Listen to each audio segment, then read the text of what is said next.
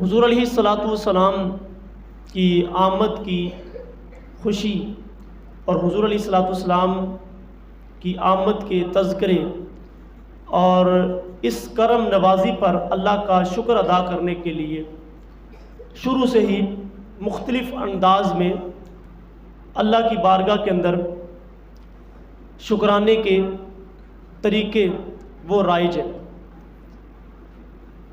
حضور علیہ الصلاۃ والسلام ہر پیر والے دن روزہ رکھا کرتے۔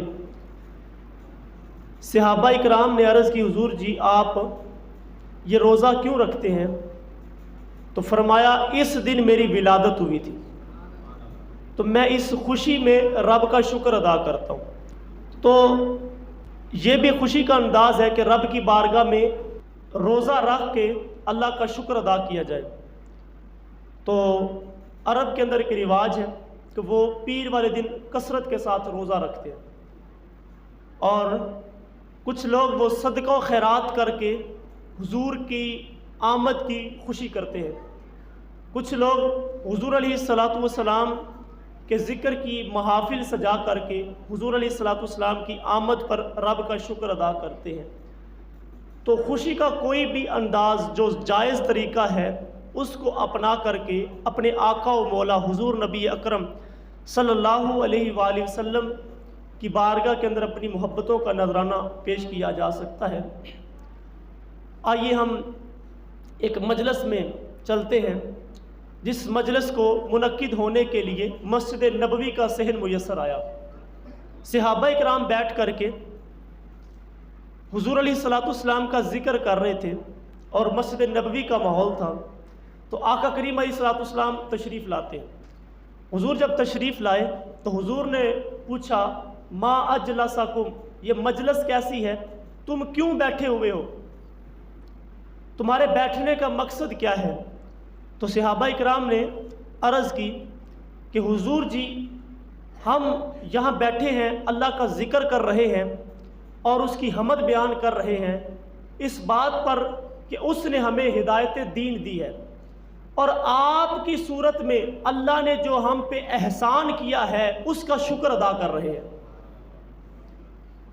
اللہ نے جو آپ کی صورت میں ہم پہ احسان کیا ہے نا، اس کا رب کی بارگاہ میں حمد و ثنا کر کے شکر ادا کر رہے ہیں۔ اب بات تو سادہ سی تھی، لیکن حضور نے فرمایا کیا اس بات پہ تم قسم دے سکتے ہو کہ اسی لیے بیٹھے تھے؟ حلف دے سکتے ہو؟ جی حضور ہم قسم دیتے ہیں کہ ہمارے بیٹھنے کا مقصد صرف یہی تھا کہ ہم اللہ کی حمد و ثنا بیان کر رہے ہیں، اس کی تعریفیں کر رہے ہیں کہ اس نے ہمیں ہدایت دین دی ہے، اور آپ کی صورت میں جو اللہ نے ہم پہ احسان کیا ہے اس پر اللہ کا شکر ادا کر رہے ہیں۔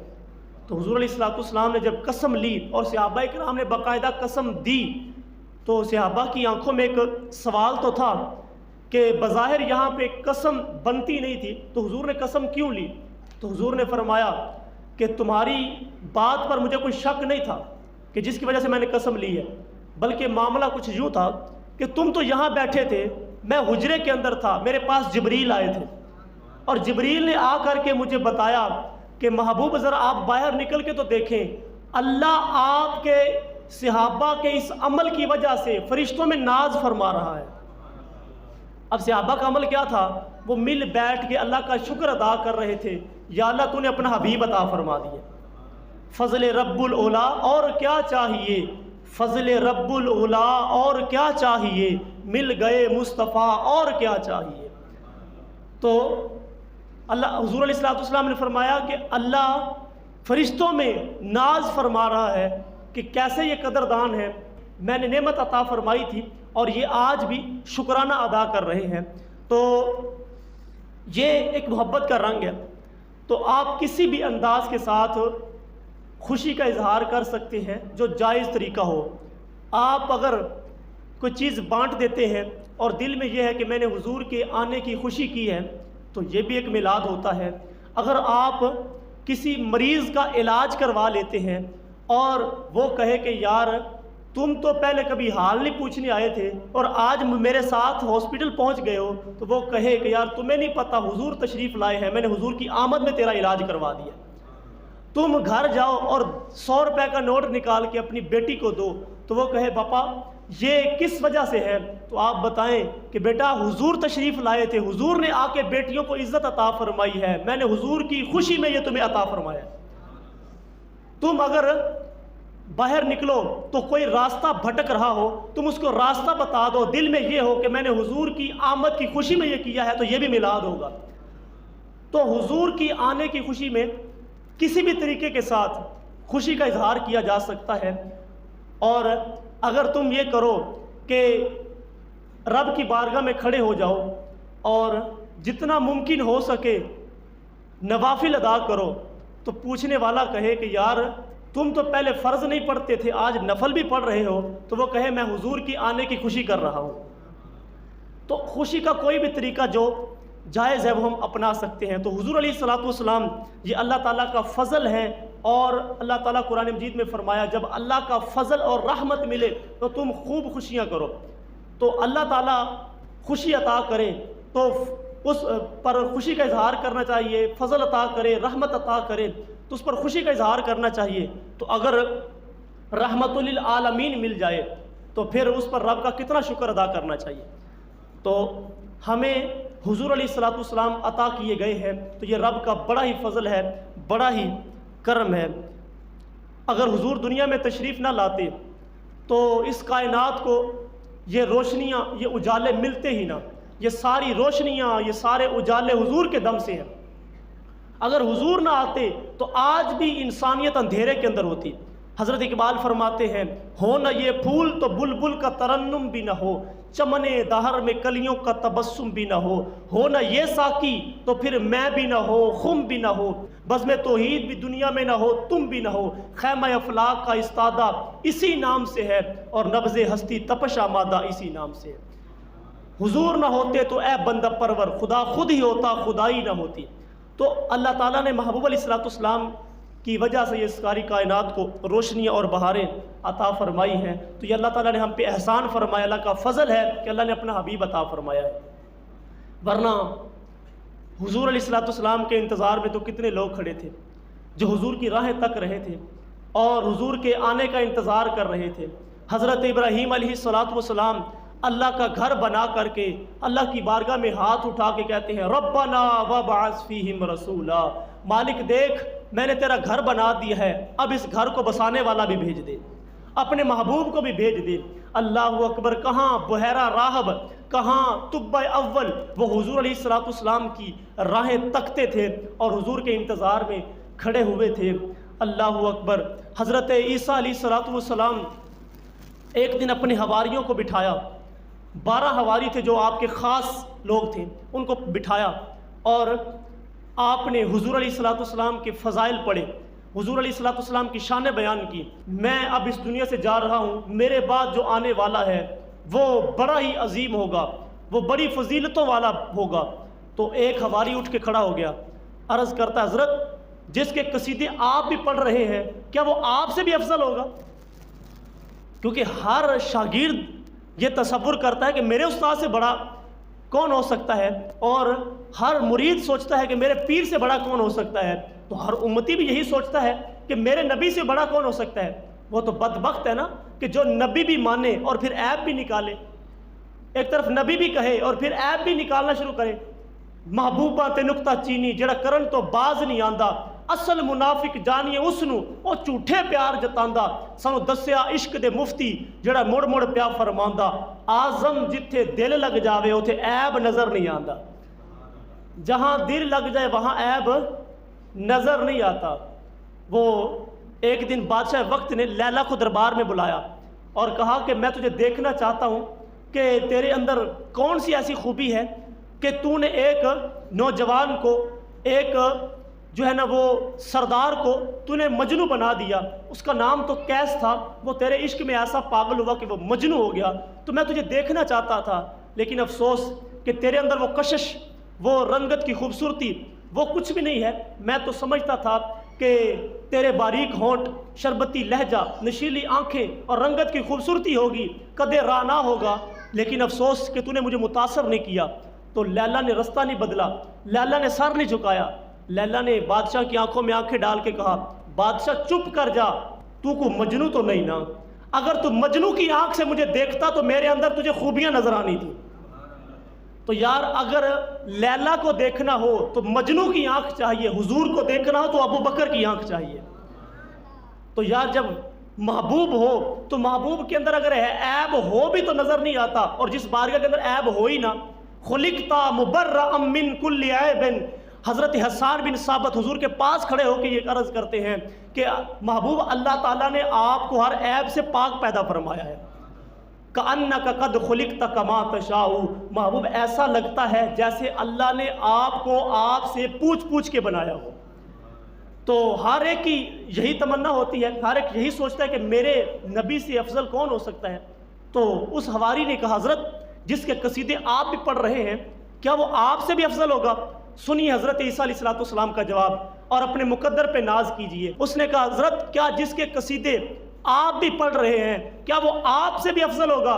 حضرت عیسیٰ علیہ السلام نے فرمایا تم افضل ہونے کی بات کرتے ہو، وہ تو اتنا اعلیٰ ہے، اتنا اعلیٰ ہے، اتنی فضیلتوں والا ہے، اگر اس محبوب کے نالین کے تسمے کھولنے کی اجازت عیسیٰ کو مل جائے نا تو یہ بھی مقدروں کی بات ہے۔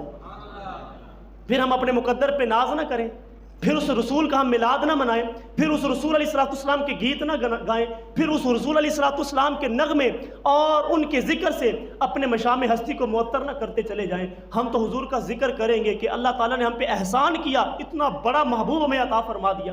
تو یہ اللہ تعالیٰ کا احسان ہے اور احسان کبیر ہے کہ اللہ تعالیٰ نے ہمیں اپنا محبوب علیہ السلام عطا فرما دیا ہے۔ جب اللہ تعالیٰ نے محبوب علیہ السلام کو جب دنیا کے اندر بھیجا تو وہ کیا خوبصورت نظارہ تھا کہ حضرت سیدہ آمنہ سلام اللہ علیہا آپ فرماتی ہیں کہ جب یہ پیارا میرے پیٹ میں آیا نا تو مجھے ان کا بوجھ نہیں تھا۔ عموماً جب بچہ پیٹ میں ہو تو ماں کو ایک بوجھ سا محسوس ہوتا ہے، لیکن حضرت سیدہ فرماتی ہیں کہ میرے پیٹ کے اندر حضور علیہ السلام تشریف فرما تھے لیکن مجھے کبھی بوجھ محسوس نہیں ہوا۔ اور جب میں کنویں پہ جاتی پانی بھرنے کے لیے تو پانی اوپر کنویں کے کنارے پہ آ جاتا، اور میں پتھر پہ چلتی تو پتھر بھی نرم ہو جاتا۔ آپ فرماتی ہیں کہ جب میں دھوپ کے اندر چلتی تو میرے اوپر شجر سایہ کر دیتے۔ تو یہ محبوب علیہ السلام کی برکتیں تھیں۔ اللہ اکبر۔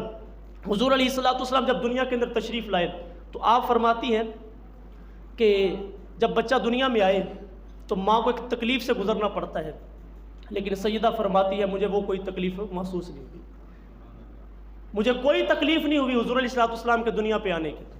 حضور علیہ السلام جب تشریف لائے تو دایا جو پاس خدمت گزار تھی وہ آگے بڑھی تاکہ میں حضور کا غسل دوں، تو دیکھا حضور کو غسل دیا ہوا ہے۔ آگے بڑھی سرما لگاؤں، حضور کو سرما لگا ہوا ہے۔ وہ آگے بڑھی کہ ناف کو کاٹوں تو حضور علیہ السلام ناف بریدہ پیدا ہوئے ہیں۔ اللہ اکبر۔ اور حضور علیہ السلام کو دیکھا گیا کہ حضور ختنہ شدہ پیدا ہوئے ہیں۔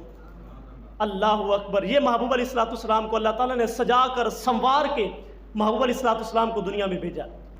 اللہ اکبر۔ تو اللہ تعالیٰ نے محبوب علیہ السلام کو دنیا میں بھیجا اور حضور دنیا میں تشریف لائے تو اس کائنات کو روشنیاں ملی، اجالے ملے، اور پھر اس کائنات کے لوگوں کو جینے کا سلیقہ آیا۔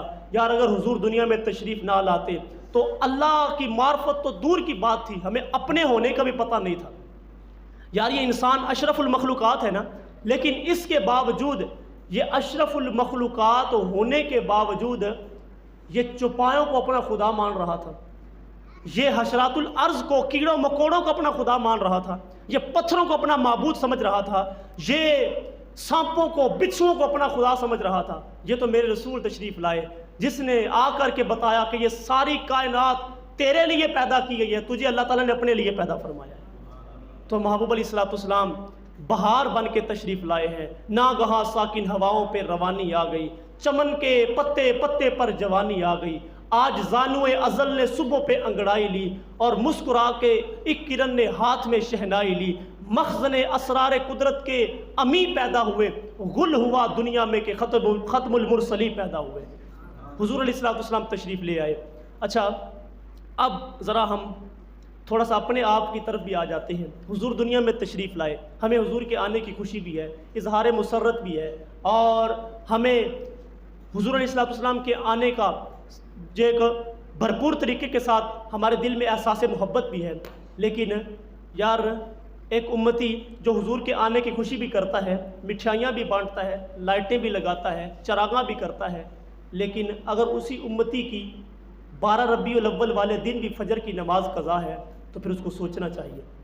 اگر اسی امتی کی وہ میلاد کے اندر تو بیٹھا ہے لیکن ظہر کی نماز ہی نہیں پڑھتا، اگر وہ عشاء کو میلاد سننے آتا ہے لیکن عشاء کی نماز بھی نہیں پڑھتا، تو پھر سوچنا تو ہوگا نا کہ یار یہ ہماری یاری، یہ جو ہمارا رشتہ ہے یہ پھر گوڑا تو نہیں ہے، یہ پھر کچا ہے، یہ ابھی پکا تو نہیں ہے۔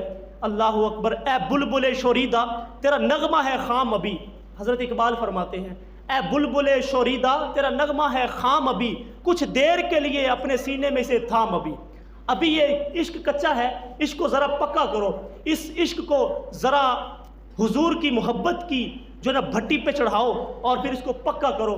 یار جس رسول کے آنے کی ہمیں خوشی ہے تو اس رسول کی آنکھوں کی ٹھنڈک کا ساما بھی تو کرنا چاہیے نا، حضور علیہ السلام کی آنکھوں کی ٹھنڈک کا ساما بھی تو ہونا چاہیے۔